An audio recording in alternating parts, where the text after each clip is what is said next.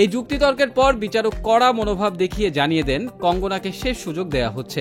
বলিউডে সবসময় আলোচনার মুখে থাকেন কঙ্গনা রানাওয়াত। অন্যের সমালোচনা করতে গিয়ে নিজেই পড়ে যায় সমালোচনার মুখে।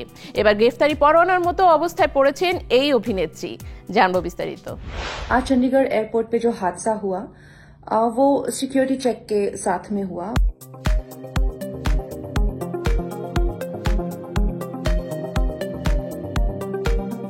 বলিউডের জনপ্রিয় অভিনেত্রী এবং বর্তমানে বিজেপি সাংসদ কঙ্গনা রানাওয়াত আবারও আইনি জটিলতায় জড়িয়েছেন।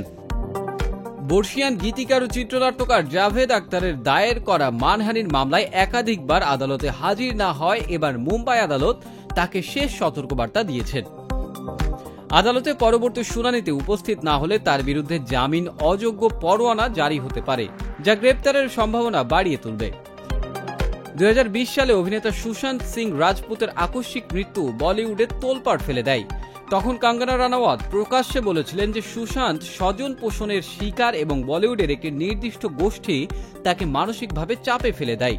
সেই প্রসঙ্গে কঙ্গনা জাভেদ আখতারের নাম উল্লেখ করে দাবি করেছিলেন যে তিনি নায়ক ঋত্বিক রোশনের সঙ্গে তার ব্যক্তিগত বিতর্ক মেটাতে কঙ্গনাকে চাপ দিয়েছিলেন। তার বক্তব্যে জাভেদ আখতারের সম্মানহানি হয়েছে বলে দাবি করেন এই বর্ষিয়ান গীতিকার এবং কঙ্গনার বিরুদ্ধে মানহানির মামলা দায়ের করেন। 2020 সালে মামলা দায়ের হওয়ার পর থেকে কঙ্গনা রানাওয়াত আদালতে একাধিকবার সমন পেয়েছেন, কিন্তু কখনো উপস্থিত হননি। সূত্র অনুযায়ী আদালতের দেয়া প্রায় 40টি শুনানির তারিখে তিনি গড় হাজির ছিলেন। আদালত মনে করছেন তার এই অনুপস্থিতি বিচার প্রক্রিয়াকে ব্যাহত করছে। 5 ফেব্রুয়ারি মুম্বাইয়ের বান্দ্রা আদালতে কঙ্গনার আইনজীবী রিজওয়ান সিদ্দিকী জানান, সাংসদ হিসেবে কঙ্গনা সংসদীয় কাজ নিয়ে ব্যস্ত থাকায় তিনি হাজির হতে পারছেন না। তবে জাভেদ আখতারের আইনজীবী জয়কে ভরদাজ পাল্টা যুক্তি দিয়ে বলেন, একজন সাংসদ হয়ে কঙ্গনা কিভাবে বারবার আদালতকে উপেক্ষা করতে পারেন? আদালতের এতগুলো গুরুত্বপূর্ণ দিন নষ্ট হয়েছে, তাই তার বিরুদ্ধে জামিন অযোগ্য পরোয়ানা জারি করা হোক। এই যুক্তিতর্কের পর বিচারক কড়া মনোভাব দেখিয়ে জানিয়ে দেন কঙ্গনাকে শেষ সুযোগ দেওয়া হচ্ছে। যদি তিনি আগামী শুনানিতে আদালতে উপস্থিত না হন তবে তার বিরুদ্ধে কঠোর ব্যবস্থা নেওয়া হবে। এর ফলে কঙ্গনার গ্রেপ্তারের সম্ভাবনা বাড়ছে। এখন পর্যন্ত কঙ্গনা রানাওয়াতের পক্ষ থেকে এই বিষয়ে কোনো আনুষ্ঠানিক প্রতিক্রিয়া পাওয়া যায়নি। তবে অতীতেও তিনি বলিউডের নানা ইস্যুতে খোলাখুলি মন্তব্য করেছেন এবং বিতর্কে জড়িয়েছেন।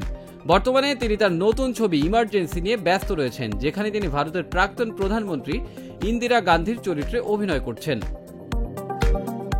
এই ছবিটি পরিচালনাও করেছেন তিনি নিজেই। ছবিটি বক্স অফিসে ভালো সাড়া ফেললেও বিতর্কও কমেনি।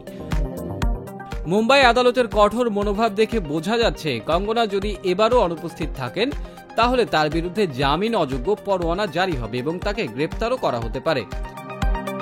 কঙ্গনার আইনি দল কি পদক্ষেপ নেয় সেটাই এখন দেখার বিষয়।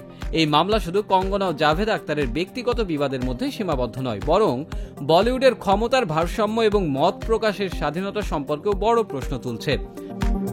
এখন দেখার বিষয় কঙ্গনা আদালতের সিদ্ধান্ত মেনে পরবর্তী শুনানিতে হাজির হন নাকি আরও কঠোর আইনি পদক্ষেপের মুখোমুখি হন।